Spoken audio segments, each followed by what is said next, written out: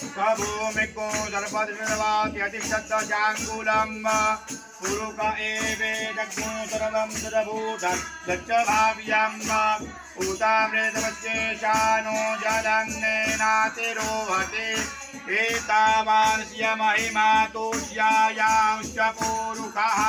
पादो दक्षिवा भूतानि पादस्यामृतं दिवि त्रिपादोर्द्वौदयत्पुरुषः पादोस्येहा भवत् पुनः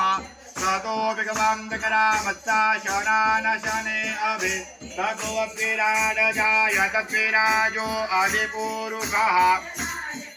सजातो अत्यर्च्यदवश्यात् भूमिमतो पुरः समाजज्ञात् सर्वभूतः समृतं बृहदाद्यं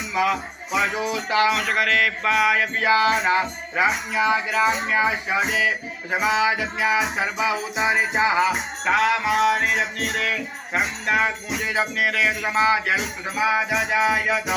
समाजजायं तदेकेशो भयादतः गावो भजप्निरे समाजाता अजावयः संजम्यं बरेक प्रौक्षन् पुरुषन् जातमग्रतः तेन देवा अयजं तदाद्यारे कैश्यजे यत्पुरुषं व्यदधुः कथिदाभ्यकल्पयं न मुखं किमस्यासेत् किं बाहु किमुरुपादा उच्येते ब्राह्मण